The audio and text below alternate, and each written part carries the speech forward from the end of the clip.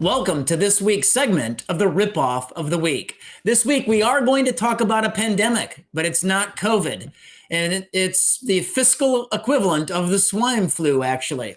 My name is Adam Andrzejewski, and I'm the founder and CEO of OpenTheBooks.com. And you know our mission at OpenTheBooks.com. It's to post every dime online in real time. It is last year, our auditors filed and followed up with 40,000 Freedom of Information Act requests, and we successfully captured $6 trillion worth of federal, state, and local spending. And we do this so you can follow the money, so you can hold your political actors, your public officials accountable for tax and spend decisions. All right, we're talking about earmarks, the fiscal equivalent of the swine flu. And I want to introduce my co-host, Tom Coburn. Good evening, Adam. I'm not sure how I can top the fiscal equivalent of the swine flu, so we're going to just get right moving. So what is an earmark? Is that the same thing as pork spending? And how much has been proposed by Democrats so far? So earmarking is the old-fashioned practice of the smoke-filled room when they go behind closed doors and they stuff member pet projects into these pork barrel spending bills. Today, we know those bills are massive, up to thousands of pages of omnibus, minibus, relief, and aid bills. And so this really is the congressional, it is the culture of corruption in Congress. So what's the proposal? What's on the table? What does Nancy Pelosi and the Democrats put in front of us now? So the Democrats have proposed in the House, Nancy Pelosi, 10 earmarks per member. Sounds innocuous, but actually that's 4,350 earmarks in each session of Congress. And so that amounts to $13 billion. They say, well, it'll only be 1% of appropriations. But when appropriations are 1.3 trillion of discretionary spending, it's $13 billion of taxpayer money. That's outrageous. Now, supposedly Republicans are agreeing to this. What's the status of that? What can you share with viewers? Well, incredibly, yesterday, House Republicans took a secret vote in their caucus, and they approved going forward joining the Democrats on earmarks, joining Democrats to spend our money on this very bad budget practice to help drain the U.S. Treasury from the left. So Republicans are joining Democrats on this. The vote in secret was 102 to 84. And make no mistake, Tamara, every single one of those 102 Republicans, they deserve a primary challenger in 2022. Absolutely, as well as all the Democrats that are voting for this. I mean, we're just on the road as fast as we can to the fiscal cliff. What have been some of the problems in the past with these earmarks or pork barrel spending projects?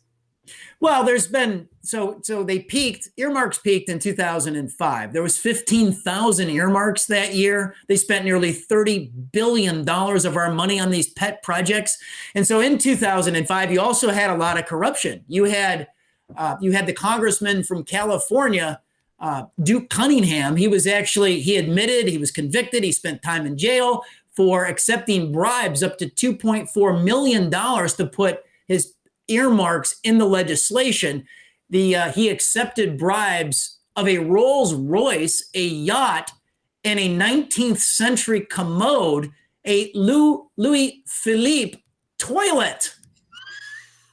That's just perfect. It was Jack Abramoff, and he was convicted of bribing legislators to put earmarks into legislation. And look, we're from Illinois at OpenTheBooks.com.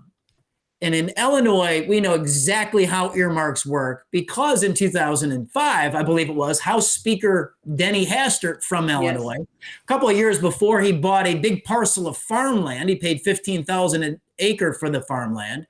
And then 2 years after he bought it, he earmarked a $207 million highway, the Prairie Parkway, to go through his land, which upgraded the value of his land. 4 months later, his trust sells the land and made millions. Unbelievable. Well, obviously, are those examples of kind of bribery, or are there other more specific I mean, I see that, earmarks as kind of bribery, but are there more specific examples? Well, earmarks empower the lobbyist class, that's for sure. So, like, for instance, out in California, you got the $50 billion transit project, high-speed rail to nowhere, and that was kicked off because of earmarks. Look, you had the famous earmark is the bridge to nowhere. It was a $200 million earmark to connect mainland Alaska to an island that served 50 people. So, look, there's also small examples. The Woodstock Museum in New York, $1 million earmark. The Teapot Museum in North Carolina, that was a $500,000 earmark. A $250,000 earmark went for a study on goth culture in Missouri. You had turtle tunnels going underneath the Florida highway for $3.4 million. I mean, the crab mating studies. I mean, you had all kinds of things flowing back in the day, and that's why Congress eliminated them. Look, President Obama, in the 2011 State of the Union address, said he would veto any legislation that had earmarks. And for emphasis, he said, "I will veto it." And he said it twice in that speech. But now the modern Democrats are bringing it back, and Republicans are joining them at the trough. This is crazy. This isn't just bribery. I mean, this is massive waste. As we always talk about the ripoff of the week, this is a big ripoff of the week by both parties engaging in this. But I think we would be remiss if we did not mention our hero of eliminating the man who was responsible a decade ago for eliminating pork spending. And we knew him well. So our honorary chairman, Dr. Tom Coburn, he passed a year ago, almost to the day of his birthday, was one day before the House Democrats proposed to come back with earmarks. And Coburn was at the forefront of this fight. He spearheaded the ban on earmarks. He showcased the bridge to nowhere. He brought that bridge to a vote in the Senate. And on the first go around, he lost the vote, and he lost it handily, like 84-13. But he knew when the American people woke up in the morning, when they saw where their tax dollars would be flowing, that he would eventually win the argument. Not only did he win the argument, they instituted the ban. It held for 10 years. And now, we have to win this again in our generation. We do. I mean, Senator Coburn made shrimp on a treadmill famous, I guess is the best way to say it.